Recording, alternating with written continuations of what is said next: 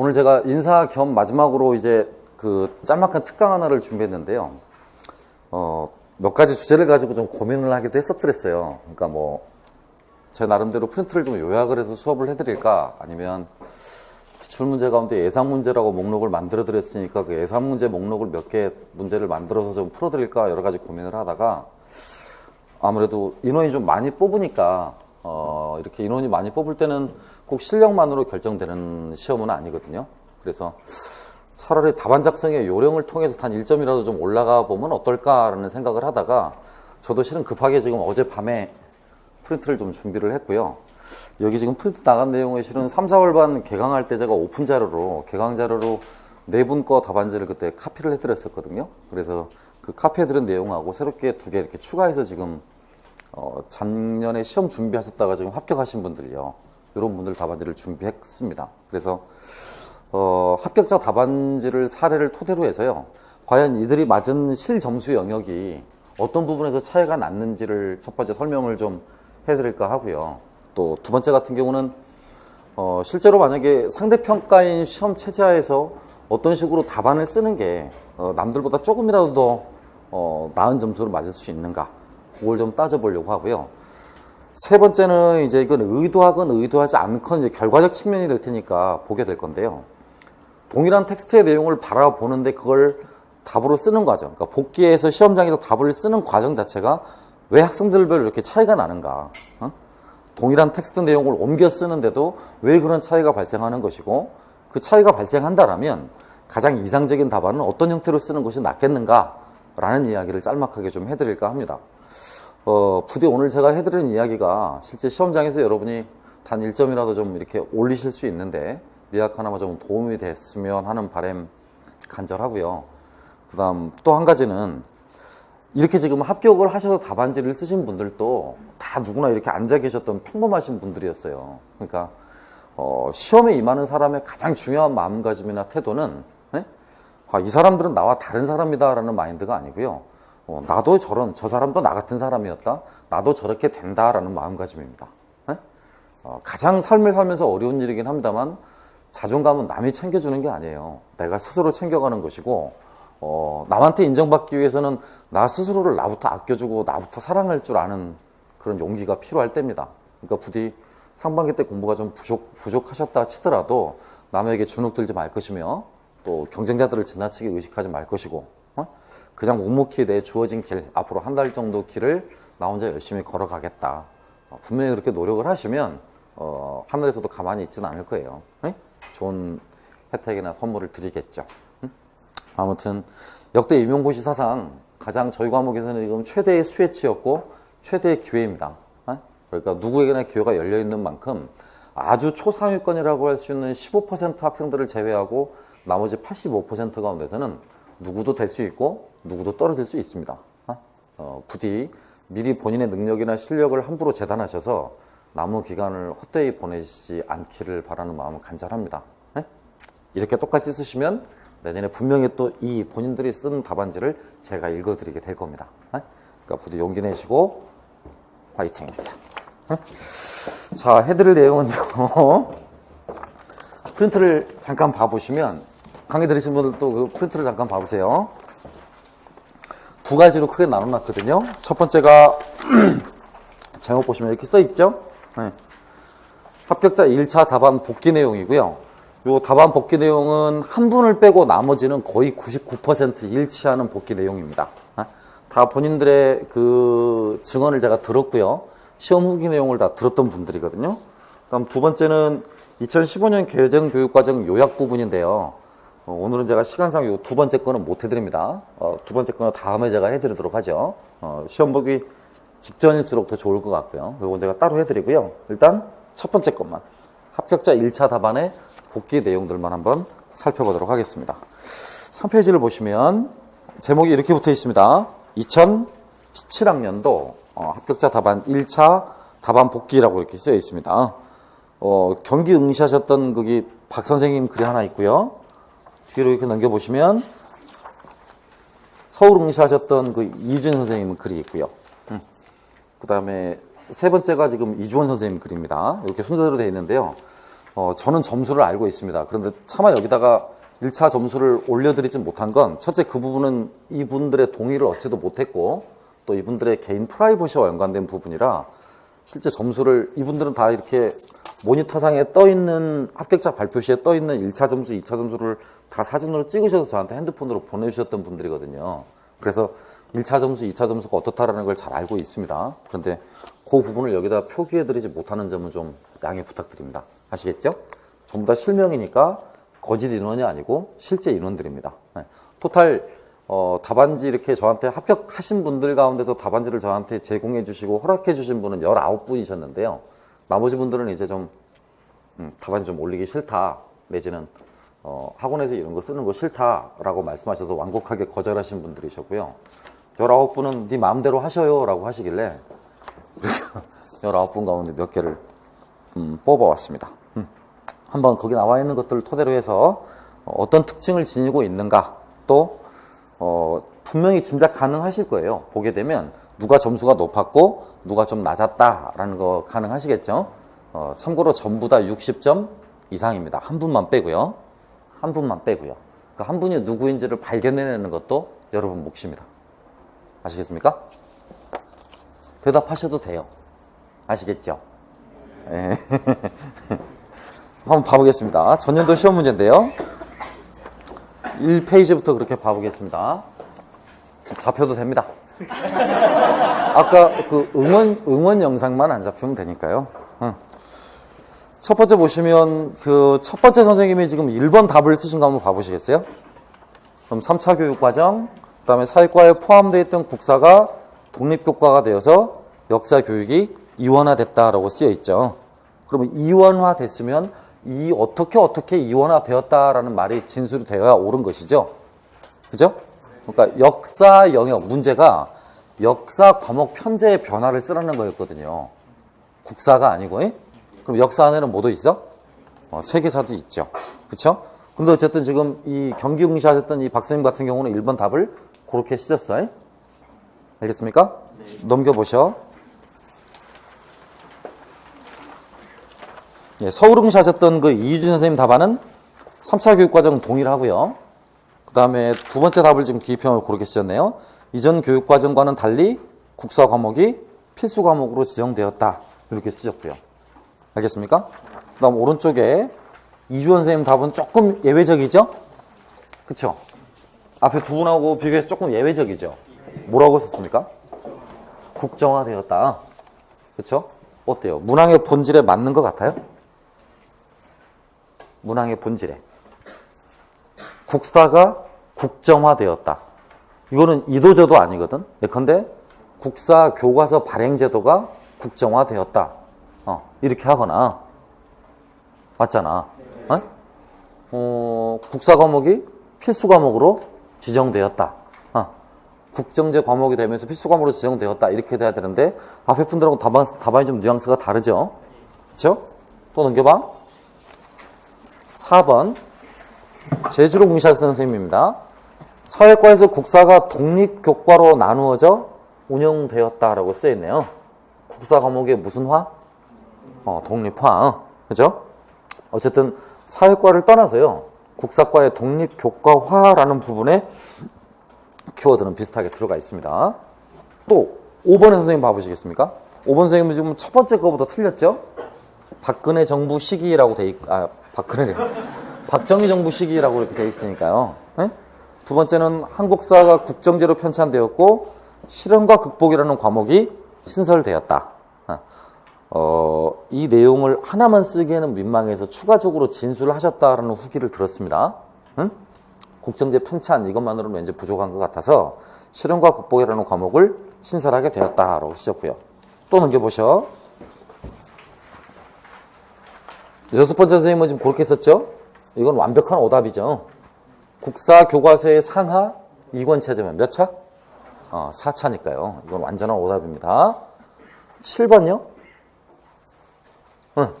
국사가 사회과에서 독립하여 독립교과가 됐고 세계사는 선택을 유지해 이원적 체제가 유지되었다. 자, 답 못하셔도 돼요. 7분 가운데 여러분이 채점을 하신다면 가장 높은 점수 어디다 주실 것 같아요? 왜요? 방금 말씀드렸잖아. 역사, 교과 편제니까 무언 이야기를 해야 돼? 세계사 이야기와 국사 이야기를 해야 되겠죠. 그러니까 이게 실은 정답입니다. 정답. 근데 이 문제가 몇 점짜리야? 2점짜리야. 그런데 한 분을 빼고 나머지 다 2점을 맞으셨거든? 한 분을 빼고? 그 한 분이 누굴 것 같아? 상학원 이건 체제. 그건 아예 오답이라고 했잖아요. 그래서 실제 정답 처리가 됐던 부분은 정답은 지금 7번인데요. 7번처럼 써야 되는 건데 정답 처리했던 부분은 국사과 독립, 국사과 국정제, 뭐 심지어는 이런 부분까지도 다 뭐 했어? 그냥 답으로 인정을 해줬어요. 그쵸? 제가 원하는 답안을 아시겠지? 저는 몇 번? 7번. 7번. 왜 그렇게 돼야 오르냐? 작년 같은 경우는 실제로요. 이렇게 유사하게 쓰신 분들이 많아서 뭐는 주고 뭐는 안 주고 그러기가 굉장히 애매했고요. 7번처럼 쓰신 분이 굉장히 드물었어요. 그러니까 만약 그분들만 점수를 주게 된다면 전체적인 점수가 확 떨어지죠. 아시겠어요? 이건 누구도 해주지 않는 이야기니까 잘 새겨 들으셔야 돼. 아시겠지? 그러니까 내가 적확하게 정답을 못 쓴다 그러면 그 정답의 반이라도 정확하게 써야 된다고. 이해하셔? 그 반, 만약에 2개의 내용인데 2개의 내용 가운데 하나만 들어가 있어도 그게 점수가 되니까 둘 중에 하나라도 정확하게 쓰는 연습을 하는 게 좋다라는 걸 일본 문항을 통해서 알 수 있습니다. 아시겠습니까? 예, 두 번째입니다. 2번 문항입니다. 정답이죠. 이제 뭐 논란이 좀 있기도 했거든. 집안, 뭐 환도성, 국내성, 각종 이제 학설로 연관된 부분까지 연계를 시키면 답이 좀 다른 걸로 바뀔 수도 있죠. 또 한 가지는 2번 같은 경우도 마찬가지죠. 뭐 어떠신 분들이 이따 뒤에 답제도 봅니다만 계루부로의 왕위 세습이 이루어졌다 이렇게 쓰신 분도 있고요. 또 일반적으로 쓰신 분들처럼 이제 왕위의 상속 과정이 부자 상속으로 전환되었다 이렇게 쓰신 분도 있고요. 그죠? 확인 한번 해볼까요? 2번 국내성이다. 왕위의 부자 상속이 이루어졌다. 그죠? 또 넘기셔 봐봐. 국내성이다. 형제 상속에서 부자 상속으로 변화했다. 또 오른쪽입니다. 아니다. 제가 지금 잘못 읽었네요.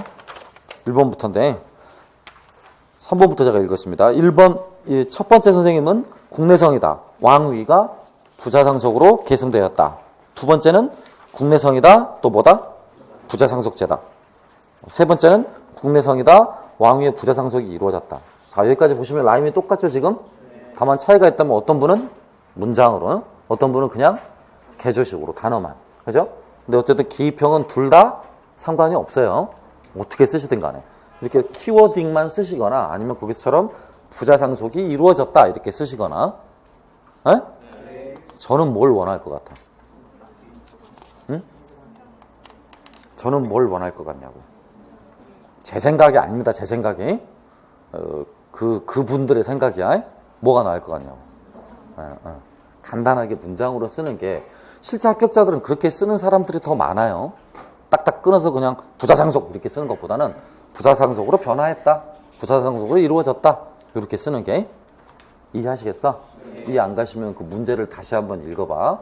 왕위 계승 방식에 나타난 변화를 쓰시오 그랬으니까 어떠한 변화가 나타났다 이래야지. 뭐 이러면 안 되는 거지. 그쵸?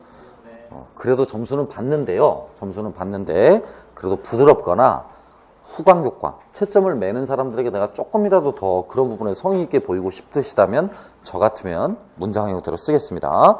네 번째 셈입니다. 국내성 형제상속에서 부자상속으로 변화했다. 그 다음 다섯 번째 국내성 부근. 그쵸? 특이하죠 좀? 국내성 부근. 어떨 것 같아요? 두 글자를 첨가하면 점수가 될까 안 될까? 상관없죠. 상관없습니다. 근처 상관없죠. 인근 상관없습니다. 왜 이게 상관없냐면요. 앞에 것만 채점을 맨답니다. 만약에 부근 국내성, 근처 국내성 이러면 안 되겠죠. 앞단어 위주로 채점을 맨대요. 아시겠어요? 그러니까 국내성, 부근 이게 더 합리적인 것으로 보입니다. 자, 특이합니다. 이분 계루부에서 왕위 세습. 그죠? 앞에 지금 내분하고 굉장히 다르죠? 뒤로 넘겨볼까요? 국내성. 게르브 고씨의 왕위 계승. 조금 더 나아갔죠. 그쵸? 앞에 분에 비해 조금 더 나아갔는데 어쨌든 앞에 네 분하고는 라임이 좀 다릅니다.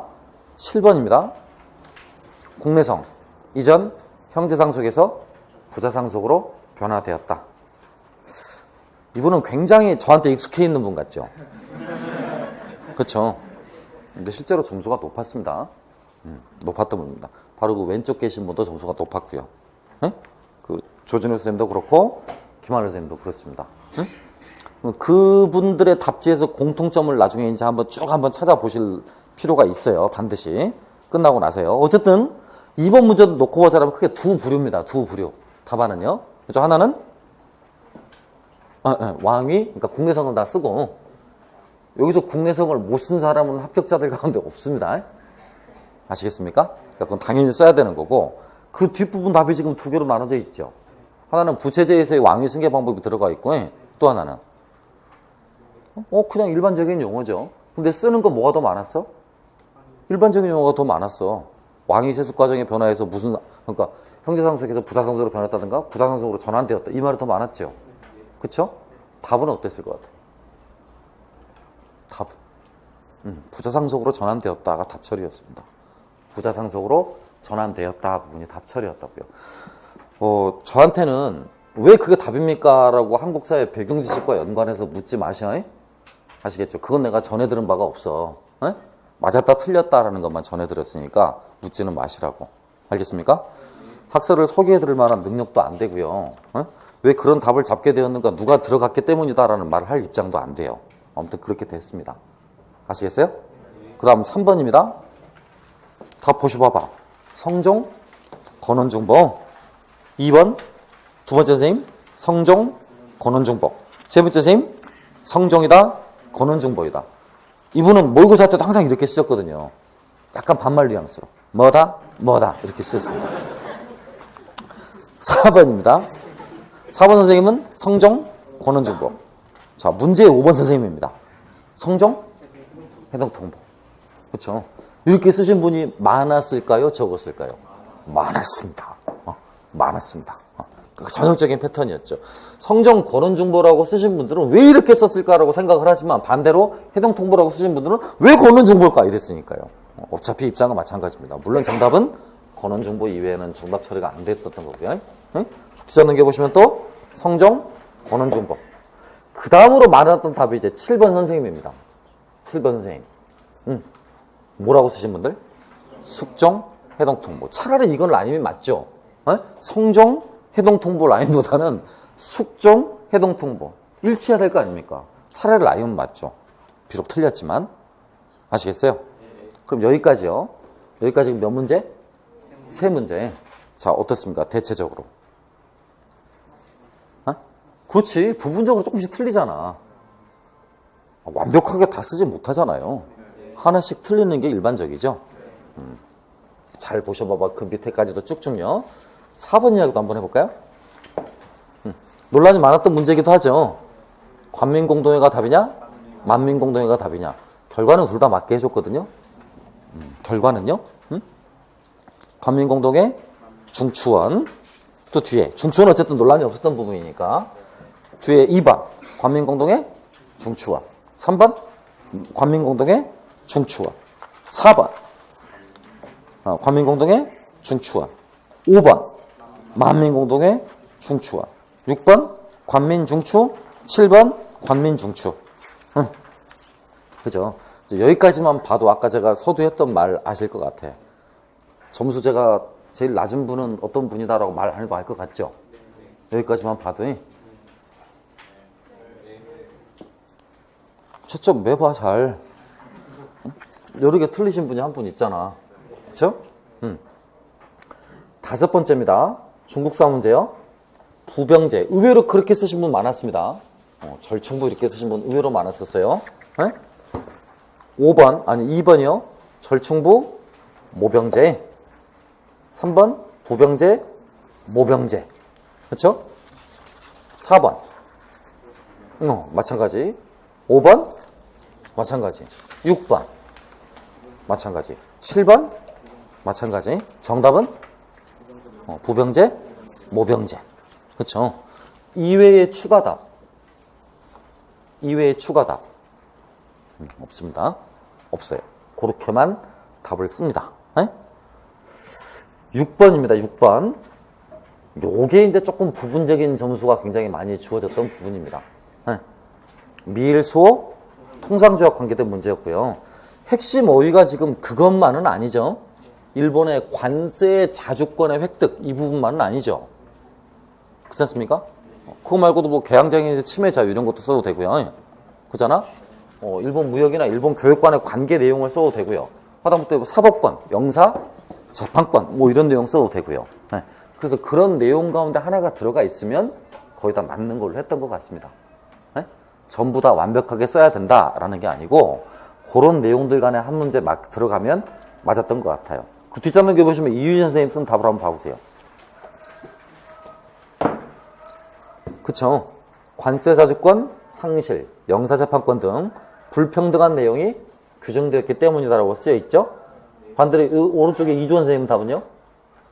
협정관세 조항을 규정하여 일본이 관세자주권을 침탈을 당했기 때문이다. 시작할 들은 말은 다르지만 역시 공통적으로 겹치는 단어가 있죠. 관세자주권 침해. 그지? 관세자주권 침해. 이런 말들이 들어가 있습니다. 앞부분도요. 침해라는 말 대신에 미국이 그걸 가져갔다라고 그랬으니까 역시 동일한 표현입니다. 맨 앞에 쓰신 답안지도요. 자, 뒷장은 조금 다릅니다. 이제 넘겨보시죠. 어때? 협정관세가 포함되어 미일무역에서 일본에 매우 불리하였다. 어떻습니까? 일본이 미국에 대한 관계에서 불평등성을 감수할 수밖에 없었던 이유입니다. 이유. 그쵸? 그러면 거기에 대한 합당한 뭐가 제시되어 오라. 근거 단락이 제시되어 오라. 근데 문제는 근데 그 근거 단원 또는 근거 단어 자체가 협정관세는 아니란 말이야. 그죠? 핵심은 관세 자주권 문제였었죠. 그죠? 오른쪽은요 어때요? 그것도 좀 다르죠? 미국 상품이 무관세로 들어왔다. 굉장히 고민스러울 것 같아요. 채점하신 분들 입장에서 보면 의미는 통해. 근데 관세 핵심 어휘는 들어가 있고 자주권을 침해당했다. 그럼 무조건 해당국의 상품은 무관세인가? 무관세 통관을 의미하는 건가? 그지? 자주권하고 프리텍스하고는 좀 다른 것 같아. 그잖아? 관세 자주권이 침해당했다라고 그러더라도 무조건 다 무관세는 아닐 수 있거든. 그쵸? 근데 관세가 들어갔다고 문제는. 관세가. 이분의 점수나 정황상 이게 맞았다고 처리될 수밖에 없어요. 미국 상품이 무관세로 들어왔다. 근데 6번 자체가 맞은 답은 아니었던 것 같아요. 점수로 보면. 그 4번 선생님이 쓰신 6번 답하고요. 5번 선생님이 쓰신 6번 답하고 볼 때 5번 선생님의 6번 답은 점수가 됐던 것 같은데 4번 선생님이 쓰신 6번 답은 점수가 안 됐던 것 같아. 이해하셔? 그걸 통해서 뭐가 키워드라는 걸 정확히 아셔야 된다니까. 그렇죠? 협정관세라고 하는 경우는 교역 당사자국들끼리 뭘 해서? 협의해서 정한 관세예요. 그러니까 그거는 협정관세는 불평등성이 잘 드러나지 않아요. 그 단어 안에는. 이해하시겠어? 관세 자주권의 침해라든가 여기서 말한 것처럼 차라리 미국 상품이 일방적으로 무관세로 들어왔다. 이렇다면 일방향성이 보이지만 이거 말로만 보기에는 좀 애매하죠. 그렇지 않아?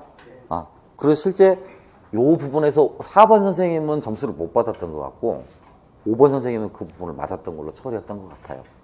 아시겠습니까? 6번 봐보세요. 6번 선생님 봐보시면 잘 썼죠? 그죠? 최고 그걸 잘 썼다는 이야기가 아니고요. 관세 자주권 상실이라는 단어를 잘 썼다는 이야기입니다. 그렇죠? 원래 일본에게 불평등한 조약이었다. 7번 선생님도 봐보셔. 그쵸? 비슷한 말을 쓰잖아. 선생님, 협정관세나 관세협정이나 그 같은 말 아닙니까? 그쵸? 앞뒤 두 단어 바뀐다고 뜻이 달라지는 건 아니니까. 이해하겠습니까? 그런데 관세협정권이나 내지 여행권을 포함하는 이라는 말 앞에 잘 썼어요. 앞에. 뭐라고? 미국에 유리하도록. 그러니까 불평등 이런 말 자주권 상실 이런 말, 그러니까 일방적인 성격의 말들이 앞부분에 들어가 있기 때문에 비슷한 뉘앙스 같지만 오히려 이 부분은 점수를 더 줄 수가 있는 거죠. 아시겠어? 이를 통해서 하나 알 수 있어. 선후 배치도 굉장히 중요하다는 걸 알 수 있어요. 선후 배치도. 문장의 선후 배치도 굉장히 중요한 거구나 라는 걸 알 수 있다고. 이해하겠습니까? 어쨌든 뭐 어디에 유리하다, 어디에 불리하다. 그게 평등이냐, 불평등이냐라는 단어와 겹치게 되는 부분이니까 관세 자주권이라는 단어 하나, 그 다음에 불평등이라는 단어 하나, 이런 부분이 핵심 어휘가 된다면 7번 선생님의 답안은 그에 준하죠. 그렇죠? 그를 충족시키는데요. 앞에 봤었던 지금 저기 4번 선생님이었죠? 그렇지? 그 부분 같은 경우는 지금 정확히 그걸 만족시킨다, 충족시킨다라고 할 수 없어요. 그리고 나중에 4번 선생님한테 그 6번을 어떻게 썼는가, 실제로 이 답을 이대로 썼는가라고 물어봤더니 헷갈린대요. 네? 불리하였다라는 뉘앙스를 쓴 건 맞는데 관세자주권이라고 썼는지 협정관세라고 썼는지 그게 좀 불명확하다는 거예요, 본인이. 네? 그래서 그냥 끼리끼리 채점 맬 때는 맞았다 이렇게 채점 맸다고 하셨더라고요. 근데 나머지 영역들하고 비교해 봤을 때 거기서 감점을 당한 게 아닌가라고 본인이 말을 해요. 이해하시겠어? 다음 문제 보겠습니다. 이제 7번입니다. 뭐 거의 논란이 없었던 문제이기도 하죠. 둘 다 답이었었죠. 7년 전쟁도 그렇고요. 좁혀서 프렌치 인디안 전쟁 이것도 대비됐었고요. 근데 한 분만 엄청 뜬금없는 답을 썼어요. 보입니까? 3번 선생님이시잖아. 그치? 7번에 뭐라고 쓰셨어? 런던 조약이다. 그쵸? 굉장히 예외적이죠? 데미지가 큽니다. 지금 이분 같은 경우는요, 1, 2, 3, 4, 5, 6까지 다 맞았습니다. 점수를요. 근데 7번에서 지금 그걸 하나 틀렸어요. 응? 다른 분들하고 비교해 볼 때 점수가 굉장히 높다고, 잉? 아시겠어? 근데 왜 갑자기 여기 7번 뜬금없이 런던 조약 그걸 써가지고 점수를 깎였을까요? 기억이 안 났죠. 정확히 파리 조약 이게 기억이 안 났다고요. 런던 조약도 있긴 합니다만 런던 조약 내용의 중요성이 파리 조약을 압도하지는 못하지. 그죠? 그냥 지어 쓴 거예요. 런던 조약이요. 근데 왜 제가 이거를 밑줄 긋고 읽어드리냐면 이렇게라도 써야 된다 이 말이에요. 뭐보다는? 빈칸보다는 말을 안 쓰고 남겨둔 것보다는 무조건 뭐라도 말을 채워 써야죠. 그리고 저는 가상해요. 노력이. 그잖아. 7년 전쟁의 당사자국들을 생각을 했다는 이야기잖아요. 그치? 기왕이면 순서만 좀 바꿔서 프랑스를 먼저 좀 생각했으면 굉장히 좋았을 텐데. 그쵸? 노력은 그래도 가상하죠. 아무튼 요렇게라도 유추해서 쓸 수 있는 그 시험장 안에서의 마음의 여유 굉장히 높이 평가합니다. 응? 다음 번이요. 다음 분 4번 보시면 7년 파리 조약, 또 5번 선생님도 7년 파리 조약, 6번 선생님도 7년 파리 조약, 7번 선생님도 7년 파리 조약. 그쵸? 이제 슬슬 돋보이기 시작하죠. 7번 선생님도 아까 저기 숙종 해동 통보 그거 하나 틀리고 나머지 맞았구나. 6번 선생님 아까 점수 높다고 그랬지. 이번에 게르브 고시 그거 빼고는 잘 쓰셨네. 느낌이 오죠? 그쵸? 그에 비해서 지금 앞에 한 분은 지금 점수 차이가 조금 나고요. 알겠습니까? 다음 문제입니다. 8번. 콩고 예외입니다. 굉장히 예외적이죠. 트랜스발 습격. 그런데 합격자 말고 응시자들은 이렇게 쓰신 분들 굉장히 많아요. 트랜스발 공화국 전쟁이라고 쓰신 분도 있고요. 트랜스발 공화국 내전이라고 쓰신 분도 있고, 네덜란드 전쟁이라고 쓰신 분도 있고, 영내 전쟁이라고 쓰신 분도 있어요. 그러니까 보어인들, 그 이측자들의 후손들이 전부 다 네덜란드인들의 후손이라는 걸 알고는 있었다는 거죠. 그치? 그렇지만 뭐가 생각이 안 나? 보어가 생각이 안 나. 이렇게 쓰신 거라고요. 몰라서 쓴 게 아닙니다. 몰라서 쓴 게 아니라고. 보어 전쟁이 아니라 보어인들이라고 알고 계셔서 이렇게 쓴 거지 트랜스발 전쟁이라고 모르는 내용을 쓴 건 아닙니다. 그러니까 이분은 적어도 결혼서를 많이 읽어보긴 했다라는 반증이기도 해요. 아시겠나요? 다음 2번 선생님도 마찬가지 콩고 보어, 3번 선생님도 콩고 보어, 4번 선생님도 마찬가지. 특이합니다. 콩고 봉기, 줄루 봉기. 줄루 봉기는 뭡니까? 헤레로족, 줄루족 기억납니까? 아프리카 민족 봉기 가운데 하나 내용이 지금 그렇게 쓰신 거거든. 그쵸? 나쁘진 않아. 그러니까 이분은 지금 최소한 용어들이 떠다녔겠지. 아, 이산들로 하나 전투. 네. 모르시고 떠돌아다녔겠지. 그 가운데 여러 개 골라다는 걸 뭘 쓸까? 뭘 쓸까? 이러다가 하나를 집어 넣으셨겠죠. 네? 저는 이것도 근데 굉장히 중요하다고 생각을 하는 게 뭐냐면 아주 지역적으로 아주 틀리거나 벗어난 답은 아니에요. 정답은 아니지만. 그렇지? 그러니까 노력을 했다라는 이야기야. 포기하지 않고. 네? 최선의 정답에 가깝도록 노력을 했다라는 흔적은 보이잖아요. 근데 이런 흔적을 제가 보면 누구도 볼 것 같아. 보죠. 선생님들은 왜 그걸 모르겠어요? 교과서를 보신 분들은 왜 그걸 모르겠냐고요. 네? 그러면 이런 분들한테 연민이 가죠. 그래도 더. 뭐 하는 것보다는. 비워둔 것보다는. 그렇다고 점수를 주거나 깎거나 하진 않는데요. 문제는 그 영향이 이 문제에 미치는 게 아니라 이 다음에 이제 서술형들 영향을 미쳐요. 네? 이렇게 답을 생각해서 노력해서 쓰신 흔적이 보이면 아무래도 다음 부분의 서술형 부분에서 채점자도 모르게 주관이 개입할 수밖에 없다니까요. 그거는 기계로 대치되지 않는 이상, 인간이 채점을 매는 이상 항상 인지상정이에요. 그리고 그것 때문에 답안지를 공개 안 하는 이유가 가장 커요. 네? 만약에 그런 부분에서 굉장히 절차상의 하자가 없이 클리어하다. 우리가 채점을 정말 여러 단계로 나누어서 잡을 데가 없다 그러면 공개 안 할 이유가 없죠. 그렇죠? 근데 공개하지 못하는 이유는 이런 어감의 차이나 어휘의 차이에 따라서 정답이 아닌 사람들에게 가점이 행해질 수 있다는 가능성을 서로 아는 거죠. 출제하시는 분들이나 채점하시는 분들이나 심지어는 시험 보는 우리나. 아시겠어? 그러니까 최소한 이런 노력들을 하셔야 된다고 해? 무슨 노력들을? 근처, 언저리, 비슷한 시기, 비슷한 공간. 응? 이런 것들의 역사적 사건명이라도 거기다 갖다 쓰셔야지. 여기다가 3.1운동 뭐 이런 거 쓰면 되겠냐고. 그렇잖아. 에? 차라리 3.1운동 쓸 바에야 비워두는 게 나을 수도 있어. 3.1운동을 쓰면 기만하는 것처럼 보이거든. 채점하시는 분들은 기만하는 것처럼 보일 수도 있어요. 그러니까 그런 것들은 바람직하지 않고요. 에? 5번 선생님 콩고 콩고 보어. 6번 선생님 마찬가지. 7번 선생님 마찬가지. 그렇게 됐습니다. 자, 이제 중요한 이 분류를 한번 해보시죠. 일단 기입형 이전자는 다 끝난 거죠. 1번 선생님은 어때요? 1번 선생님이 지금 틀린 거예요.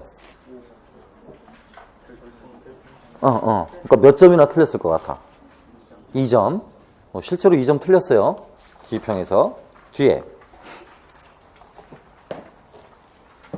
어때? 1점. 1점. 응?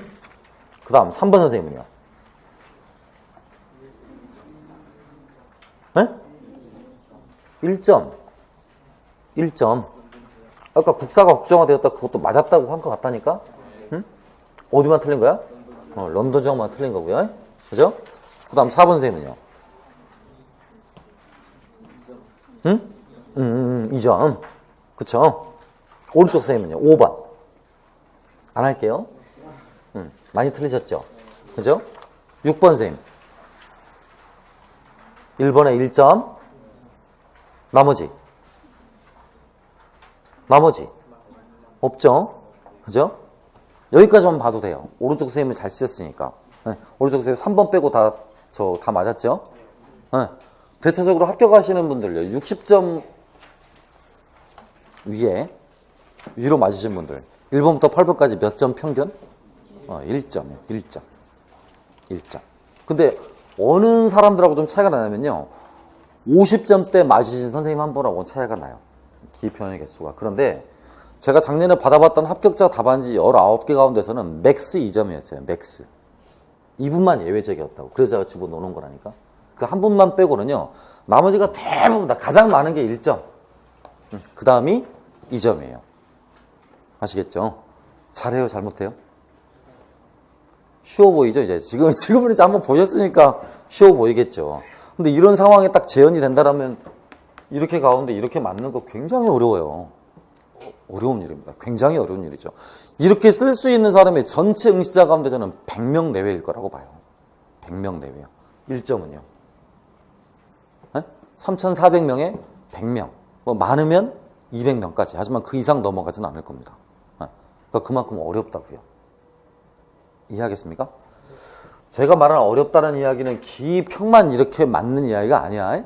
이게 이렇게 맞았기 때문에 나머지 것도 잘할 거라고. 이해? 근데 딱 두 부류가 있다니까? 50점대 선생님들은요, 이걸 이렇게 잘해. 이게 엉망인 경우가 있어요. 여기서 감점을 많이 당한 경우가. 그죠? 근데 합격하신 분 가운데 50점대는요, 이게 나쁘더라도 이걸 잘 써서일 수 있다고요. 알겠습니까? 이따가 한 분이 이 부분 가운데 어디를 잘 썼는지 좀 봐봐. 이걸 망치셨던 분이 이 부분 가운데 어떤 부분을 좀 잘 썼는지 한번 봐보라고. 알겠어요? 다시 앞으로 돌아서 9번부터 봐보죠. 1번 선생님은 지금 9번 문항을 어떻게 쓰셨어? 토의식 수업. 그 다음에 학습자의 선행 수준이나 성취 수준을 고려해야 한다. 학습자 수준에 맞게 사료를 편집 수정한다. 사료를 이용하기 쉽게 생각해보느라 보충 사료를 제시한다. 그렇죠? 이제 이렇게 이분들이 답을 쓰는 것만 봐도요, 제 수업 들었다가 금방 알아요. 그 표현들, 뉘앙스들은 생각해볼 문제나 보충 사료를 제시한다라고 답을 잡는 것은 몇 개 안 돼요. 그렇게 잡을 수 있는 문항들이. 이해합니까? 다른 사람하고 답하고 비교해 보시면 돼. 그 뒷장 넘겨봐봐요. 토의식 수업에서 지금 교사의 유의점 또는 역할에 관한 문제였었죠? 그죠? 뭐라고 쓰셨어, 거기 지금? 다양한 방면으로 사고할 수 있도록 여러 가지 해결책이 있는 문제를 제시합니다. 그러니까 모두 다 들어가야 될 공통점 가운데 하나는 문제에 관련한 부분이야. 문제. 어떤 문제를 뭐로 삼을 건가? 토의의 주제로 삼을 건가? 알겠습니까? 그 다음 두 번째 문항이 이제 사료 관련한 부분이었잖아요. 그치? 근데 2번 선생님 쓰신 거 봐봐. 어려운 한자 용어의 뜻을 학습자에게 설명해 줘야 되며, 사료의 서술 방식을 학생들이 이해하기 쉬운 서술 방식으로 교사가 사전에 앞부분의 패턴은 지금 책에 나와 있는 서술 패턴은 아니지. 서술 방식이란 말이 책에는 없잖아. 그런데 이분이 뭘 잘했어? 가공하여 제시해야 됩니다라는 말을 잘했어요. 근데 이것도 감점 없었어. 알겠어요? 이것도 답이 됐다고요. 동일하게. 오른쪽 거 봐보시겠어? 봐, 이분도 똑같죠? 토의를 통해 해결해야 되는 뭐? 과제. 앞에 분은 뭐라고 쓰셨고? 문제. 그러니까 과제나 문제를 명확히 인지하는 거. 그게 중요한 부분이고요. 응? 또 사료는 뭐라고 쓰셨습니까? 학생이 예술에 적합하게 어려운 용어를 풀어 편집해야 됩니다. 그걸 잘 쓴 거죠? 풀어 편집해야 됩니다. 그 다음, 지나치게 비유적 압축적으로 설된 사료에 교사가 그 단어 때문에 그래? 무슨 설명? 추가 설명을 달아야 됩니다. 다 맞았어요, 이분도. 뒤에 넘겨보세요. 9번. 일단 처음 거 틀렸고, 기억을 선정할 때 고려할 점은 학습 목표를 달성하는데 적합한 문제. 역시 문제 초점을 맞췄죠, 과제에. 그쵸? 니은을 해결할 수 있는 방안. 원어나 한문으로 쓰여진 경우 번역을 하는 것. 그 단어 때문에 그래? 뭐? 번역. 그쵸? 둘째. 적합. 재구성. 이 말이 들어갔으니까요. 그쵸? 역시 뒷부분 잘 썼습니다. 오른쪽 선생님 봐보셔. 아슬아슬해요, 이분이 쓴 답은. 응? 봐봐. 토의할 문제를 구체적으로 제시하는 거다. 정확히 썼고요. 니은을 해결할 수 있는 방안은, 니은을 해결할 수 있는 방안은 사료의 어려운 용어를 쉬운 용어로 바꾸거나 대체할 수 있는 단어가 없을 때는 밑에 뜻을 함께 제시하는 방법이다. 실은 그건 별도의 보충 설명을 한다라는 부분이 돼야 되겠지. 근데 이렇게 쓰였지, 표현을. 단어가 없을 때는 밑에 뜻을 함께 제시하는 방법을 쓴다라고요. 거기까지는 괜찮아요? 근데 그 밑에가 지금 엉망이야. 뭐? 문체를 현재의 문체로 변형하는 방법이다. 그렇죠? 여러분 같으시면 실제 이거 몇 점 감점 시킬 수 있을 것 같아요? 앞부분 답은 뭡니까? 그러니까 토의식 맞고, 그 다음 문제 제시 맞죠? 근데 니은 부분에서 지금 두 개 점수를 주자면 몇 점을 주시겠어? 1점, 1점에서. 첫째, 둘째에서. 어려운 용어를 쉬운 용어로 바꾸거나 때문에 1점을 줄 거예요. 하지만 둘째는 점수를 못 줘. 아시겠어? 앞에 분들이 지금 그 부분 감점 안 당하고 있는 부분에 비해서 이분은 지금 감점을 당하고 있죠. 또 넘겨봐.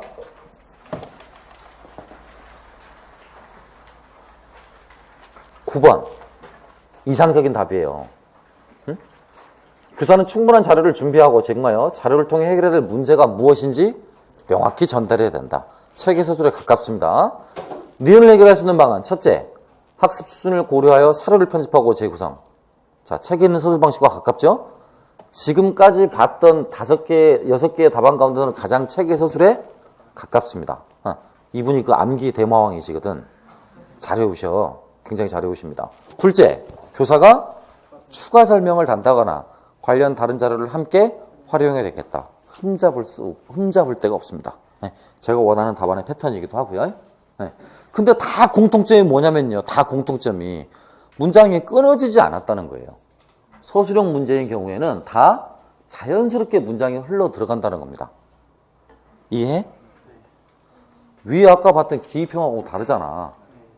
완벽한 문장 형태로 다 쓰고 있죠.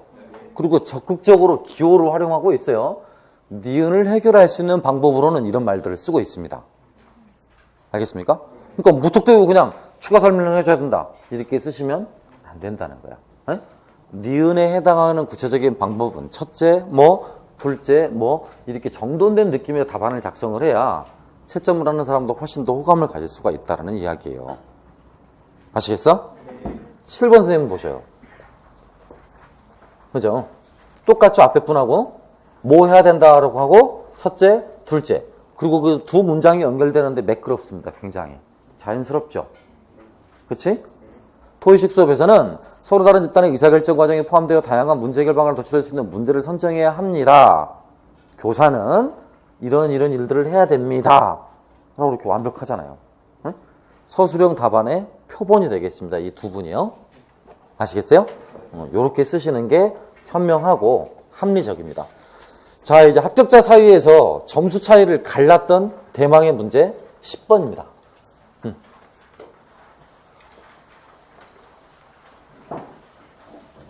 화이트 문제에 나왔던 거, 헤이든 화이트 문제 기억납니까? 네, 그렇죠. 가는 설명 텍스트를 강조하여 역사 서술, 가는 설명 텍스트를 강조하며 이 말은 점수가 안 되는 거고요. 역사 서술은 실제로 존재했던 사람과 실제로 일어났던 행위를 있는 그대로 제시했다. 잘 썼죠? 그죠? 어떤 의미에서 잘 썼습니까? 역사 서술이 실제로라는 단어와 결합되어져 있기 때문에 잘 썼어요. 역사 서술 실제로. 그럼 반대로 뒤에 라임은 어떻게 돼야 되겠어? 상식적이라면. 나의 역사 서술은 이래야 되겠지? 실제로다, 아니다.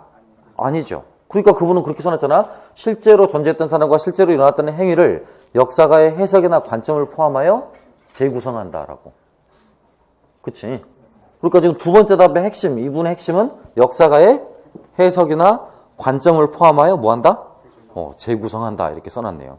실제 정답의 채점 기준 가운데 하나가 재구성이었습니다. 재구성. 서술 방식을 쓰라는 관련한 문제였고요. 감점 안 당했던 문제입니다. 이분 답안은요.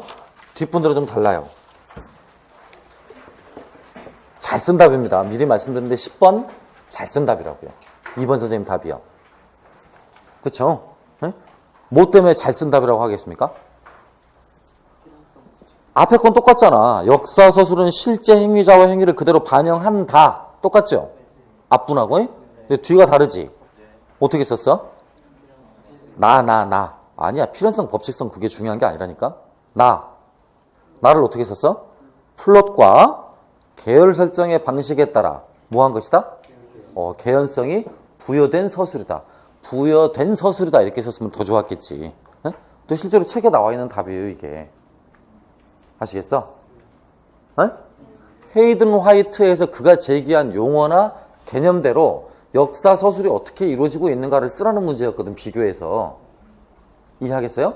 근데 많은 사람들이 항상 어떻게 생각하냐면, 하나는 모더니즘, 하나는 포스트 모던, 하나는 실제, 하나는 구성, 하나는 해석, 하나는 담론, 하나는 객관, 하나는 주관. 이거 다 답이 되는 용어가 아니라고요. 답이 되는 용어가 아니라고요. 이해하시겠어? 이거는 역사서술의 방식 또는 역사서술의 원칙을 물어보는 문제였기 때문에요. 역사의 성격을 물어보는 답을 쓰시면 안 돼. 이거는 객관적임의 역사, 이건 주관적임의 역사. 이렇게 쓰신 거 아니야, 지금 답을. 그치? 무엇과 무엇의 관계를 쓰셔야 돼? 사실과 사실. 그러니까 실제 있었던 사실과 역사가의 서술과의 관계를 쓰셔야 돼요. 그러니까 여기에는 주관, 객관이 개입해서는 안 된다니까? 그건 역사의 의미나 개념 적용할 때 붙는 것이지 화이트가 말하고 있는 역사 서술로서의 내러티브라든가 역사 서술 방식의 전환 이런 부분을 말을 할 때 써야 될 답은 아니라고요. 응? 맨 앞에 선생님도 제가 잘 썼다라고 그랬죠. 근데 그게 정답은 아니야. 응? 정답은 오히려 이 두 번째 선생님이 쓰신 게 정답에 가깝죠. 알겠죠? 책을 읽어보시고 문제풀이를 해보셨으니까 최소한 헤이든 화이트 나오는 지점에서 이야기, 구성, 플롯 이런 말 나온다는 거 아실 거야. 네. 다음입니다. 세 번째 선생님 봐보세요. 이거예요, 이거. 이게 점수가 안 됐던 거라고요. 이렇게 쓰시면. 역사 서술은 실제 역사를 객관적으로 말하는 것. 나는 허구이며 발명한 것. 만약에 그 라임을 살리고 싶었다면 차라리 앞에다가 역사 서술은 발견한 것. 이렇게라도 써야 돼. 뒤에 발명을 썼으니까. 근데 그마저도 안 맞죠? 그치? 근데 요런 인식이 전부 다 요런 인식에 기반을 두고 있는 거기 때문에 이 문항에서 요구하는 답은 아니에요. 알겠습니까? 또 한번 말씀드린다면 문제에 만약에 화이트의 입장이나 화이트가 표현되지 않았더라면 이런 게 다 답이 되는데요. 화이트가 들어가 있다면 그가 말했던 내용이 들어가야 옳아요. 아시겠어? 아니라면 굳이 뭐 거기 헤이든 화이트의 입장을 말하시오라고 할 수가 없잖아. 글을 달 필요가 없지 않습니까? 그죠? 뭐 만약에 이런 것도 답이다. 채점이 답이 된다라고 우긴다라면 거기다가 화이트 지워버리고 루이스 밍크 써도 답이 된다는 겁니다. 루이스 밍크도 인지 도구, 인지 양식이라는 말을 했지 플롯이라는 말을 한 적은 없어. 책에 보면. 그러니까 학자들별로 본인들이 했던 말들을 거기다 집어넣어야 정답이 되는 거지. 에? 그걸 다시 역사 인식의 문제와 연관시켜서 실제냐 거짓이냐 에? 객관이냐 주관이냐 이렇게 쓰는 건 답이 안 된다라고요. 이 비슷한 뉘앙스의 답을 어떻게 많이 쓰셨냐면 역사는 문학이다, 역사는 과학이다 이런 뉘앙스로 쓰신 분도 있어요. 그것도 역시 답은 안 되는 거고요. 알겠어요? 그러니까 뭘 잘 봤어야 되냐? 역사의 성격이냐 역사의 서술이냐. 우리 문제는 역사 서술이었습니다. 서술. 아시겠어? 근데 대부분의 선생님들이 서술을 답으로 쓴 게 아니라 역사 성격 문제로 답을 쓰고 말았죠. 이해해요? 그래서 점수 안 줬습니다. 그때 4번 선생님 보셔봐요.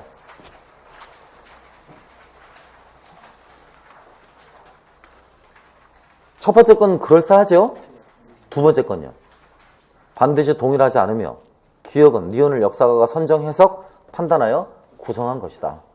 굳이 부분 점수를 주자면 구성한 것이다 정도는 나머지 거는 점수 받기 어렵습니다. 역시 점수가 좋지 않았고 부분 감점 당했습니다. 10번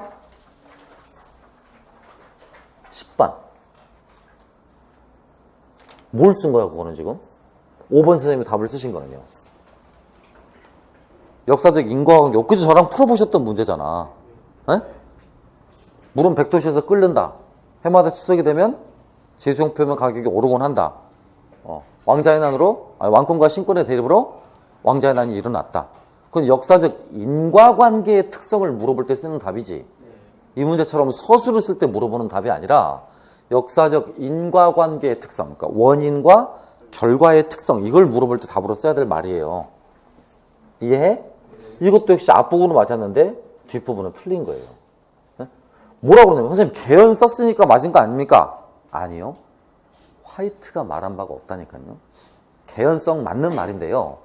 화이트의 말 가운데서는 개연성의 의미가 없다고. 이해하시겠어? 이분은 뭐라고 생각을 한 거냐? 개연성을 지닌 약점을 지닌 추론 방식이다. 다른 장의 역사적 사고 내용을 이렇게 생각을 하신 거야. 이 답을 쓴 걸 보면.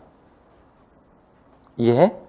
인증적 사고 설명 내용을 여기다 지금 답을 갖다 쓰신 거라고. 그러니까 두 가지가 믹스돼 버린 거지. 역사서술과 역사적 사고 답안이 믹스되어 버린 거죠. 이해돼요? 네. 뒷장 6번 선생님 봐보세요. 이분도 똑같죠? 개연성을 지닌 이야기 형식이다. 그쵸? 오른쪽은요. 7번 선생님 봐보세요. 객관적이다, 주관적이다. 그쵸? 근데 문제는 이 점수가 지금 꽤 커요. 4점짜리고요. 이런 식으로 쓰시면 지금 3점을 지금 감점당하게 돼요. 첫 번째, 객관 사실 그 내용만 썼더라면, 아까 말한 실제 있었던 일, 역사가의 그 객관, 거기에 입각한 서술, 이 부분만 썼더라면 분명히 1점은 맞았겠지. 그렇지만 두 가지를 비교하여 쓰시오라는 부분이니까 두 번째 특성이 잘 드러나지 않으면 2점이 깎이는 판이야. 이해돼? 본인들은 이걸 채점을 메고 1점 깎였다라고 생각들을 하시는데 나중에 답안지 내고 나서 서로 이야기해보니까 이제 2점씩 그렇게 깎이는 거죠. 이해해요? 한 분만 지금 안 깎였다니까요. 아까 몇 번? 찾아봐. 몇 번 선생님이 안 깎였을 것 같아? 2번 선생님. 응? 이유진 선생님만 지금 답을 완벽하게 쓴 거예요. 알겠습니까? 다른 분들은 전부 다 첫 번째 거 가의 관점에서는 역사술은 실제 행위자 행위를 그대로 반영한다 이런 말들은 다 썼어요. 또 가의 역사술은 실제 역사를 객관적으로 본다 이런 말은 다 맞다 처리해줬고요. 근데 두 번째 거는 그러지 못했다고. 아시겠어? 그러니까 어떤 사람은 4점을 다 맞았고 어떤 사람은 반을 맞은 거예요. 반을. 2점 맞은 거고. 차이가 벌어지죠? 이제 저 위에 기입형 8번까지 문제라면 이미 한 문제가 차이가 나기 시작하는 거예요. 꽤 크다 이 말이에요. 비중 차이가. 이런 문제를 쓰고 그러니까 어떤 사람들은 비슷하게 썼으니까 맞았다라고 혼자 집요한 채점을 매고요. 어떤 사람은 유보를 하거든. 올해는 어떻게 하실 거야? 정확히 이런 부분을 내가 몰라. 그럼 어떻게 해? 아니 유보도 하지 마. 일단 틀렸다고 해. 틀렸다고 가정을 하라고. 정확하지가 않으면 내가 쓴 답이 집요 책 찾아보니까 정확하지 않더라. 일단은 그럼 틀렸다고 생각해. 이해하겠죠? 추가적으로 나중에 이제 점수를 주긴 하겠지만 처음 볼 때부터 그렇게 하게 되면 컷이 굉장히 올라가 버린다니까. 알겠어요? 10번, 11번입니다. 11번.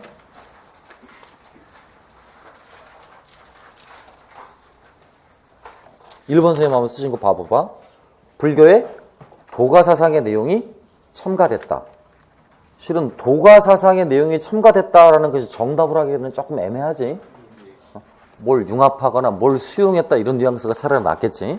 뒷부분은 좀 그렇게 썼습니다. 도교 이론을 차용하여 불교를 이해했다. 뉘앙스가 1번이 나와 보여? 2번이 나와 보여? 그렇죠. 2번이 나와 보이죠? 1, 3번 비교해보세요. 1, 3번. 3번은 도교 교리를 통해 불교를 해석한 것이다. 해석한 겁니까? 해석한 거예요? 해석이란 말을 거기다가 써도 될지 모르겠는데요. 제 기준에는 아니거든. 해석이라는 말을. 여기 앞에 있는 분처럼 차용한다, 흡수한다, 수용한다 뭐 이런 말은 모르겠지만 해석한다. 그지? 애매하죠. 그러니까 둘 간의 관계를 대등하게 봐서는 안 되는 거잖아 지금. 하나는 목적이고 하나는 수단이니까.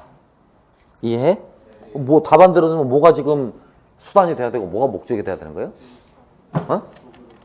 불교가 지금 목적이잖아. 그지? 도교가 뭐가 되는 거고? 수단이 되는 거고. 그쵸? 다음 또 봐봐. 4번 선생님 답 봐보세요.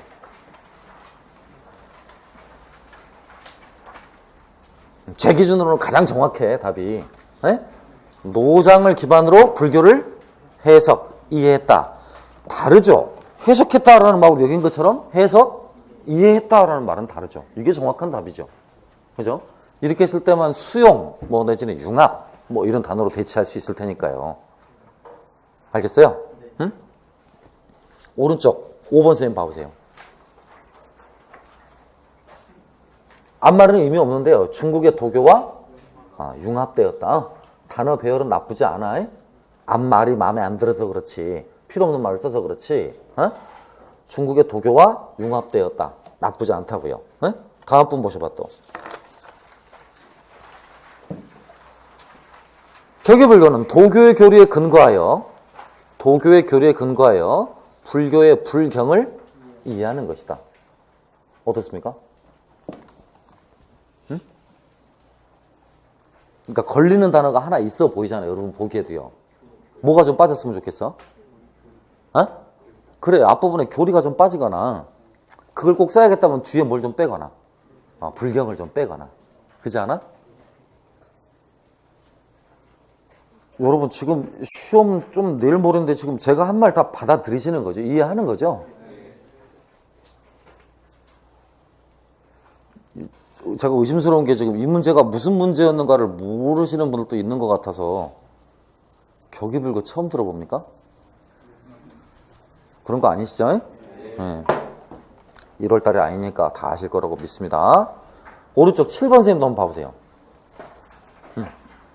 불교를 도가사상과 노장사상으로 해석하고 이해해. 역시 두 분이 점수가 높은 사람이라는 게 확 드러납니다. 표현들을 보면. 그죠? 놓치지 않잖아요. 어떤 사람은 해석으로 끝나는데 이런 분들은 신중하게 해석하고 이해. 그렇게가 있습니다. 네? 더군다나 더 양다리를 걸쳐놨잖아요. 수용. 또 사상도 마찬가지야. 도가 노자. 그렇잖아요. 본받으셔야 돼. 이런 유형의 서술 패턴을. 알겠어요? 응? 구마라스를 못 쓴 사람은 없었고요. 보시다시피 이제 디귿 관련한 부분도 한번 보셔봐봐. 디귿. 맨 앞으로 돌아오셔서 네, 첫 번째 선생님은 말도 안 되는 답을 쓰셨고요. 두 번째 봐봐. 두 번째 선생님 답이요. 도교의 이론을 통해 뭐 했다? 황제의 권력을 정당화했다. 도교의 이론을 통해 황제의 권력을 정당화했다. 세 번째 선생님, 통용만 써놨습니다. 그죠? 네 번째 선생님, 수양을 통해 신선이 되어 영생할 수 있다는 것이다. 다섯 번째 선생님, 노장과 태평도를 이론적으로 체계화하여 도교를 성립했다는 것이다. 그죠? 그 다음 여섯 번째 선생님, 도교의 교리를 정비하여 종교로서 체계화 정비했다. 자, 거기까지 보면 지금 비교적 앞부분 선생님들하고 비교해 봤을 때 비교적 서술 방식이 지금 바른 방향으로 나아가고 있죠. 그 다음 마지막 선생님 답 봐보세요. 딱 정돈된 느낌이 들죠, 이제? 정돈된 느낌이 들어? 도가사상을 종교로 수립해 도교를 창시했다는 내용이다. 어때? 그쵸. 정확히 가지. 뒷부분 디귿 문제만큼은 앞에서부터 뒤에 선생님들로 갈수록 점점 점수가 더 높아지겠다는 느낌을 받죠. 그치? 근데 보는 책이 똑같다니까요. 아까 제가 말했지만 보는 책은 똑같은데 이거 무슨 책에서 바꿨어? 한중? 동교에서 바꿨지. 동교에서 똑같은 책을 보고 설령 팩트를 본다면 한중에서 봤다라고 치자라고요. 근데 왜 서술은 이렇게 다르죠? 뭐가 다른 것 같아요? 어떤 부분의 서술이? 종교, 뭐 이런 부분? 도교 이런 부분? 왜 그런 말들을 막 스스로 지어내는지 몰라요. 그죠? 체계화, 정비했다, 또 뭐 창시했다, 또 앞장을 보면 성립했다, 나머지 거 뭐 말도 안 되는 거니까 냅두고. 또 뭐 있을까?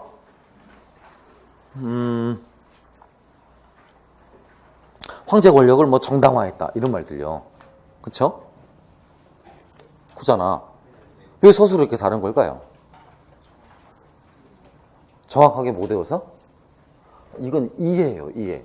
이런 문제들은 이해라고요. 정책의 이해예요, 단어 의미의 이해예요. 단어 의미의 이해라고. 단어 의미의 이해. 이해하겠습니까? 이렇게 생각하면 되지. 이것의 본질적 기능이 뭔가? 이걸 생각을 하면 되죠. 그것이 어떤 종교든지 종교의 가장 본질적 기능은 뭡니까?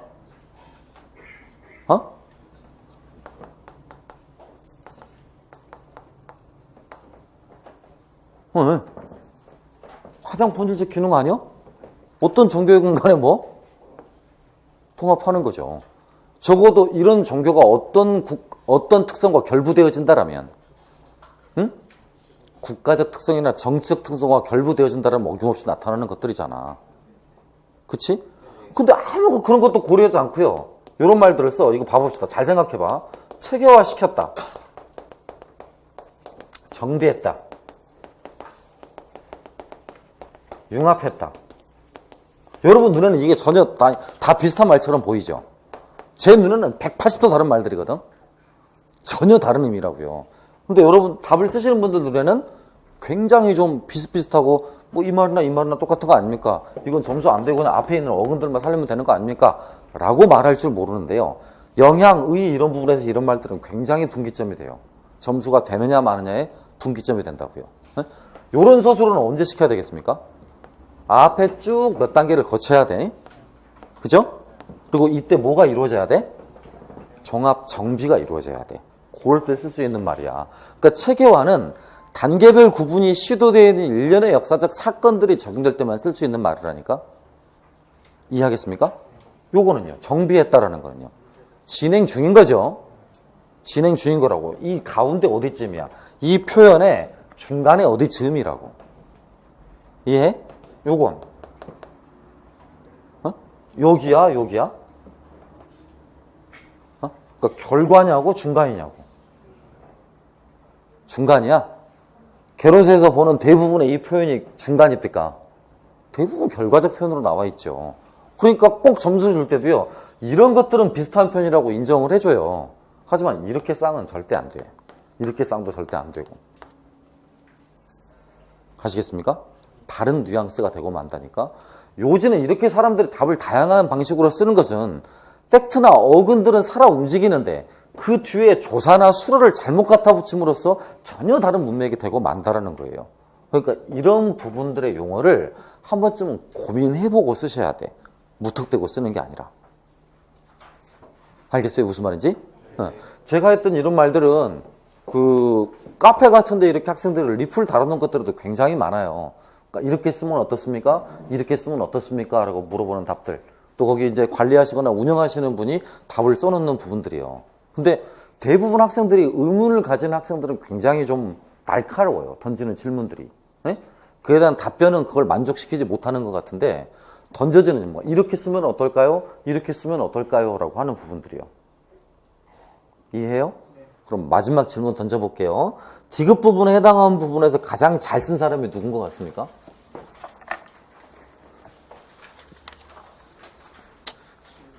응? 몇 번 선생님이 제일 잘 쓰신 것 같아요? 7번이요. 지금 이렇게 말을 못 하잖아요. 그러면 그렇게 말을 못하게 답을 쓰시는 거예요. 그러니까 결과적으로 말하면 점수가 깎이는 거라고요.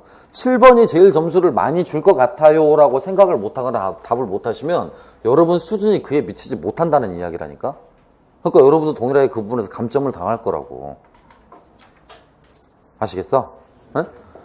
이 시간이 그런데 의미가 있을 거라고요. 아, 이런 식으로 표현을 쓰는 사람도 있구나. 이 사람은 왜 이런 식으로 표현을 쓸까라는 걸 고민을 해보고 나도 이런 식으로 쓰도록 해야 되겠다라는 것만 캐치를 해도 1점, 2점은 금방금방 올라가요. 알겠습니까?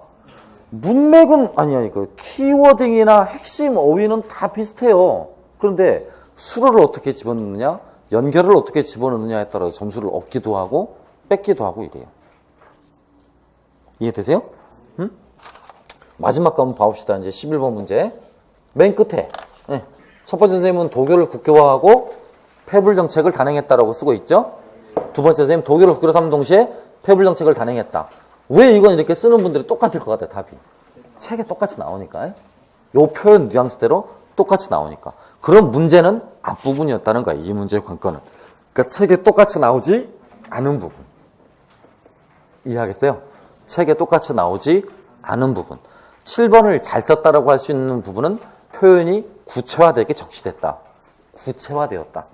추상적인 표현이 아니라 다른 분들의 표기 방식에 비해서 굉장히 구체적이다. 라는 게 점수를 쓸 수 있는 거죠. 알겠습니까? 3번 선생님 한번 봐보세요. 태무제는 도교를 부귀의 불교로 삼았다라고요. 그죠? 어때? 그러니까 점수 주겠냐고 안 주겠냐고. 왜 안 줘? 왜? 팩트가 틀린 건 점수를 줄 수가 없는 거죠. 서술 방식이나 뉘앙스가 맞더라도. 이해해? 다음 분 봐보세요. 도교를 숭상하며 억불 정책을 펼쳤다는 것이다. 억불하고 폐불하고 어때요? 같아요? 네? 전혀 다르죠. 다른 정도가 아니라요. 전혀 다른다고요. 억불의 결과가 뭐야? 억불의 결과가. 그러면 이렇게 물어볼까요? 억불과 폐불의 차이점을 나누는 기준은 뭡니까? 한자 뜻 풀하지 말고 없애고 억제하고 그런 말도 안 되는 소리는 하지 말고. 억불과 폐불은. 그렇죠. 포인트는 종교적이야. 종교적 차별이냐 인정이냐라는 부분이라고요. 이해하겠습니까? 뭐는 차별이야? 뭐는 차별이냐고. 그 이콘이나 그리스도 신상 이런 것들을 파괴하지 않습니까? 그지? 데키우스 같은 사람들이 가장 대표적이었었죠. 그 사람들 뭐라고 불러? 기독교도 억압이라고 부릅니까? 기독교도 탄압이라고 부릅니까? 우리 서양사 강좌에 보면 뭐라고 써있냐면 기독교에 대한 박해의 양상이 뭐로 나가게 됐다? 절멸로 나아가겠다라고 써요. 절멸. 박해에서 뭘로? 절멸로라고 제목이 붙어있다니까? 이해하셔? 박해는 뭐만 하는 단계야? 뭐만 하는 단계? 그 종교만 없애는 단계예요. 근데 절멸은 그 종교를 믿는 사람들을 뿌리 뽑는 거예요. 억불은 뭐겠습니까, 그럼? 종교예요, 종교. 종교 그 자체라고요. 그렇지 않습니까? 정책적 의지가 개입되거나 의도적 의미에서 특정 종교에 대한 차별을 하는 것이죠. 이해? 폐불은요. 그게 이제 서양사 개념으로 치면 그게 절멸에 가까운 거예요. 똑같은 건 아니지만 강도로 보면 절멸에 가까운 거라고요. 그러니까 두 가지가 같은 표현일 수 없죠. 그치? 응? 또 다른 분 한번 보셔봐봐. 6번 답안 쓰신 분 한번 봐볼까요? 6번 선생님 한번 봐보세요. 리을의 내용은 도교를 국가종교로 승격시켜 각종 사원의 건립이나 승려지원, 보채 등 도교 진흥 정책을 실시했다. 뉘앙스가 좀 다르지? 그죠? 7번 선생님. 태무제는 도교를 국교화하고 불교를 탄압하여 뭘 일으켰다? 잘 쓰지 않았습니까? 그죠? 지금 제가 이렇게 말할 때 웃을 수 있는 능력이 있으신 분들이라면 굉장히 공부가 많이 되신 분들이고 실제로 올해도 합격할 수 있는 가능성이 굉장히 농후한 분들입니다. 이 표현을 보고 야 다른 사람에 비해서 잘 썼다라고 하는 분들은 두 가지 측면에서 하나는 책 꼼꼼히 읽었다. 두 번째는 문장력이 있다. 키워딩 배분 능력이 있다. 라는 측면에서 적어도 어순 배열 능력이 뛰어나다라고 할 수 있죠. 알겠습니까? 부디 이 느낌을 여기 계신 분들이 전부 받았으면 좋겠고 아니면 최소 반이라도 그 느낌을 가지게 된다라면 오 내가 공부가 제법 됐구나 라고 스스로 자부하셔도 돼요. 아시겠어? 하나 더 봐보겠습니다. 이제 14번까지는 좀 봐보죠. 시간이 좀 초과되긴 했습니다만 12번도 굉장히 논란이 많이 됐었었죠. 그죠? 적산, 뭐 귀속재산 뭐 이런 부분들이요. 다 똑같은 말입니다. 부정축제자 처벌법이라고 써있죠? 뒤에 부정이득 환수법. 이렇게 한 가지 법령인데 왜 이렇게 법령에 관해서 다른 명칭들을 쓰는지 이걸 제가 여쭤보지 못했거든요. 왜 이렇게 썼는지를. 지금도 저는 이해가 안 가요. 왜 이렇게 쓰는 겁니까? 네? 그렇죠. 제가 몰라서 물어본 게 아니고요. 실제로 이거 비슷한 뉘앙스대로 유추해서 쓰는 거죠. 그러니까. 그치? 근데 그렇게 비슷한 뉘앙스대로 유추해서 쓰면 20년을 넘나들게 돼요. 20년을. 알겠습니까? 50년대, 40년대, 심지어는 60년대 이렇게 완곡하게 비슷한 종류의 법령들이 있기 때문에 자칫 한 글자 한 단어를 잘못 쓰게 되면 전부 다 넘나들게 된다고요. 그러니까 이런 건 정확히 쓰시는 것 이외에는 정답 처리가 안 돼요. 알겠어요? 법령명이잖아요. 법령명. 그쵸? 네. 오른쪽 선생님 봐보세요. 부정축제자 처벌법이다. 뒷장. 또 봐봐. 부당이득 환수법이다. 또 오른쪽은 덕화관입니다. 부정이득자 처벌법이다. 뒷분. 한 페이지 더 넘겨보셔. 부정행위 및 반민족 행위자 처벌법이다. 점점 산으로 가죠? 그지? 그 다음 분 부정축제자 처벌법이다. 정식 명칭은 부정축제자 처벌법. 그치? 응? 다음 문제 봐보세요. 또 다음 답 봐보세요. 결과입니다. 결과. 재당, 재분 등 소비재 산업이 중심이 되었고 해외의 무역 의존도가 심화되었다. 깔끔하죠? 간결하면서도 깔끔하죠? 굳이 거기다가 뭐 300산업 이야기 안 쓰더라도요. 그냥 보는 것만으로도 깔끔합니다. 뒷분. 재당, 재분까지는 좋았는데요. 뒤에 말이 너무 길어요. 소비재 중심의 산업구조. 미국의 원조물자에 의존하는 원조경제. 이분은 굉장히 잘 터시는 분일 거야. 네. 그죠? 책의 텍스트에 있는 표현을 내 표현으로 바꾸어서 굉장히 또 다른 표현으로 말을 하면 배경 지식이 굉장히 많아서 여러 종류의 책을 읽어보고 그 내용을 종합하려고 노력했다라고도 볼 수 있어요. 하지만 깔끔한 답은 아니야. 알겠습니까? 3번 선생님 답 쓴 거 봐보세요. 소설이죠? 예? 소설이잖아요. 팩트들은 하나도 틀린 게 없어요. 근데 소설이라고요. 이해? 제 기준에서는 이렇게 다 썼다. 이렇게 다 써도 1점. 앞에 선생님처럼 써도 1점. 그렇거든? 뒤에 한번 넘겨볼까, 이렇게?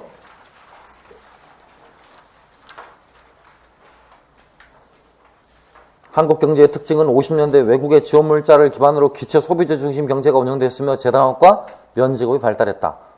그래도 다 공통적인 거는 산업 분야나 산업 품목 몇 개를 썼어. 300산업과 연관된 부분에서. 그리고 꼭 그런 말들을 쓰려고 해. 소비재 공업이라든가 아니면 최소한 뭐 경공업 이런 거라도 쓰려고 하고. 그렇잖아? 지금 맨 앞에 1번 선생님 아까 답안을 다시 봐보면 소비재 산업이란 말이 들어가 있잖아.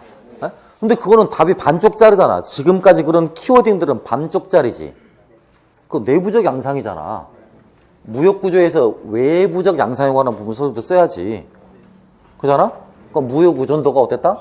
하다못해 대미무역의존도가 심화됐다. 또는 뭐 정석화되었다. 이런 말들까지 써줘야 되겠죠. 이해합니까?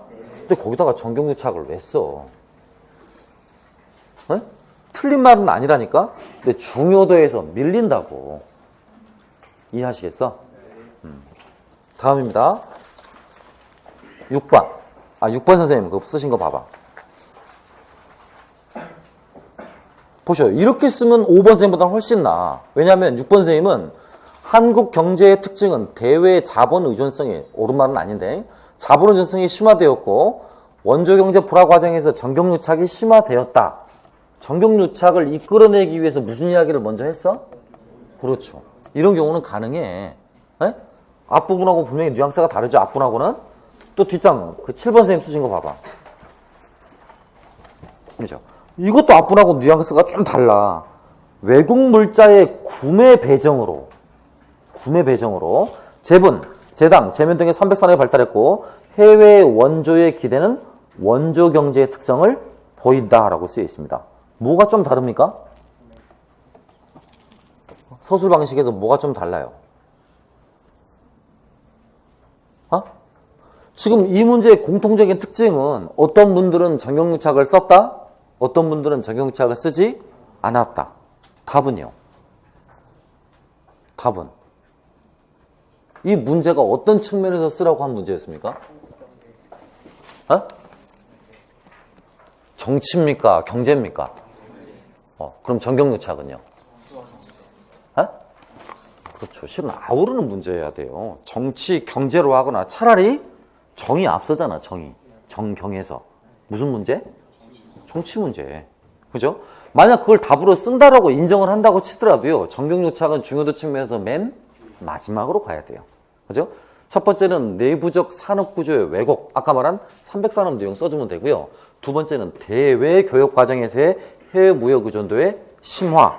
그 다음 마무리죠, 이제. 경제가 우선이니까. 그 다음 마무리로 뭘 써주는 건 괜찮아? 정경유착을 쓰는 건 괜찮아. 그런데 그게 앞으로 가서는 안 된다니까?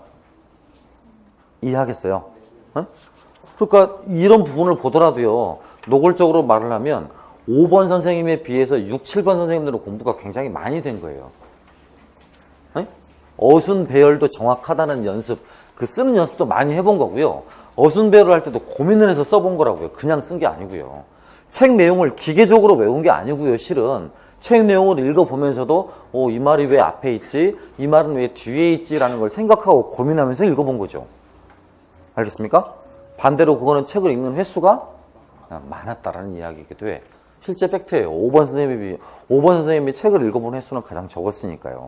개론서를 읽어보는 회독수가 가장 적었으니까. 아시겠어요? 마지막 거 한번 봐보세요, 이제. 마지막 이제 서양사 문제 한번 봐볼게요. 14번. 13번은 건너뛰고요. 왜냐면 거기 답 쓰신 분들이 그 문제가 정확하게 기억 안 난다고 하신 분이 3분이 있으셔가지고. 14번. 클리엔테이지. 평민회. 재산의 기준에 따른 방식에서 무산 시민을 대상으로 변경되었다. 국가보다 장군에 충성하여 장군의 사병적 성격을 띄었다. 거의 흠이 대상이 없어. 흠집이 없다고. 뒤에 피보험인, 트리부스 평민회, 무산자도 지원이 가능해짐, 군사령관들에 대한 충성심을 통한 점진적 사병화. 약간 레토릭들은 틀리지만 역시 키워딩은 다 있습니다. 흠잡을 데 없어요. 2조 오른쪽입니다.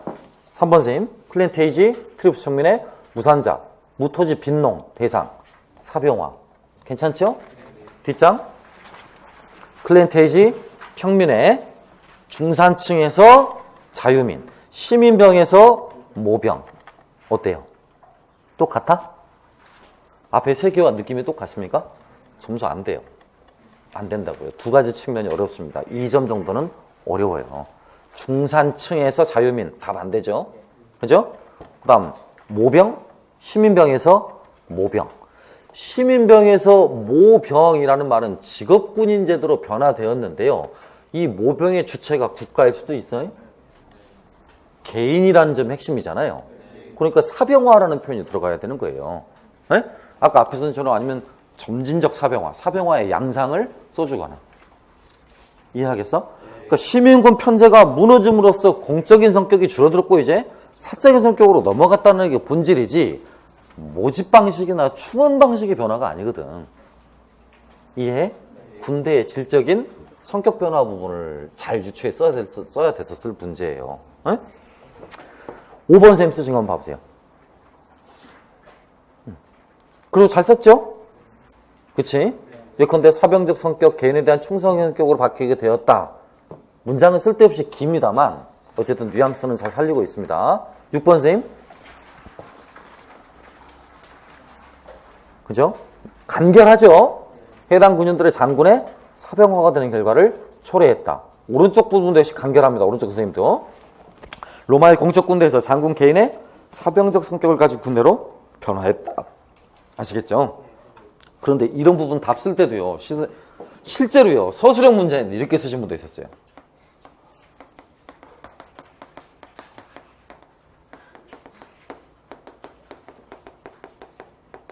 또 어떤 분도 있었냐면요. 요거 안 쓰고요. 서술형이라고. 서술형. 뭐 단위로? 문장 단위로 써야 될 문제라는 거죠. 합격자들 가운데 봐보세요. 서술형인데 이렇게 쓴 사람 단 한 명이라도 있나? 있어요? 없어요? 없죠. 이렇게 매면 채점 매 안 매? 안 맵니다. 안 매요. 1번, 8번 쓰듯이 9번, 13번 쓰지 않습니까? 안 맨다고요, 채점을. 문항의 형식을 이해하지 못한 자로 분류가 되죠. 개조식이 아닌 뭐다? 서술형, 문장형이다라는 겁니다. 시간이 너무 오버돼가지고 제가 남은 부분은 또 필요한 부분은 모의고사 때 제가 조금씩 더 설명해 드리도록 할게요. 아무튼 2교시 거 일부 내용이었습니다만 이것만 보더라도 합격하시는 분들 사이에 편차가 제법 벌어지는구나. 6점 이상 벌어지는구나 라는 걸 눈으로 확인을 해 보셨을 거고요. 정확히 6점인지는 모르겠다 하시는 건 괜찮아요. 하지만 분명히 어감의 차이가 있구나. 어떤 분의 서술이 가장 낫구나. 자, 제가 1시간 동안 수업한 마지막 질문을 던지겠습니다. 몇 번처럼 쓰고 싶습니까? 그래서 수업을 잘했네요. 그죠? 7번처럼 쓰시면 좋습니다. 두 번째 질문입니다. 차선책으로 쓴다면? 네, 6번처럼 쓰시면 좋습니다. 아시겠습니까? 네. 부디 제가 오늘 짧은 시간에 해드렸던 내용이 조금이라도 여러분 답안 쓰시는데 조금이라도 좀 도움이 됐기를 바라고요. 추후에 모의고사 시간에는 제가 논술형 문항 한번 비교 한번 해드리겠습니다. 어떤 식으로 조금씩 차이가 있는지요. 아시겠죠? 예. 인강 들으신 또 그 강의 들으시느라고 수고하셨고요. 어쨌든 시험 끝나고 나실 때까지, 끝날 날까지 최선을 다해 주시기를 바라고, 2차 만약에 강의를 들으러 오시면 그 무료 강의로 진행할 거니까 필요하실 때 오셔도 되겠습니다. 잠정적으로 예비 소집일은 시험 본 그 다음 주, 그러니까 이틀 쉬고 월요일 날 모일 겁니다. 월요일 날. 토요일 날 시험 치시고, 일요일 날 하루 쉬시고, 월요일 날 제가 항상 모였던 시간 10시쯤에 모일 거거든요. 모여서 조편성 해드릴 거고요. 전년도 응시자들이 있습니다. 이 가운데서도요. 그 응시자들 이야기도 한번 들어보고, 총설해서 조편성하고, 날짜 잡고, 스케줄 잡고 해서 동영상 촬영 계획, 또 그 다음에 피드백 횟수, 또 스터디 방식 진행, 이런 것들까지 전부 다 종합적으로 논의합니다. 그 월요일 날 빠지신 분은 추후에 집어넣어드리지 못합니다. 아시겠습니까? 그러니까 추가로 인원을 안 받고요. 월요일 날 오신 분들에 한해서만 조편성을 해드릴 거고, 그 조편성도 미리 갖춰지신 분들, 그리고 올해는 작년하고 다른 게 본 학원 수강생이 아니신 분들은 못 봐드립니다. 본 학원 수강생들만 봐드리겠습니다. 작년에 저 같은 경우 지금 올해 1월에요. 그러니까 본 학원 수강생이 아닌 분들도 이렇게 부탁을 하셔서 좀 몇 번을 봐드린 적이 있었는데요. 제가 개인적으로 좀 서운한 일이 있어서 이제 그런 실수는 안 하려고 합니다. 이제 우리 학원 학생들만 한정해서 할 거고요. 만약에 여기 학원 다니시는데 타 학원 수강생하고 조인트 한다, 그럼 안 봐드립니다. 그러니까 여기 안에서 해결하실 분들만 그 다음날 그 월요일 날 오셔가지고 조편성하실 때 참석하시면 되겠습니다. 아시겠죠? 네. 또 한 가지, 나는 학교 학생들하고 한다, 언제든지 하십시오. 그런데 작년에는 학교 학생들하고 시간을 제가 잡아드렸어요. 그래, 무슨 날 와? 그럼 그냥 봐줄게라고 했는데 올해는 없습니다. 네? 올해는 아무튼 실강 학생들 기준으로 해서 이 강의를 듣고 있는 현재 인원만 중점적으로 하도록 하겠습니다. 아시겠죠? 네. 그게 형평에 맞는 것이고요. 그렇죠? 네. 그러니까 그동안에 쭉 고액의 수강료를 내시고 강의를 해주셨던 분들에 대한 보답 차원으로 하는 거니까 그게 형평에도 맞을 것 같습니다. 제 입장을 해량해 주시기를 부탁드립니다. 네. 예, 고맙습니다.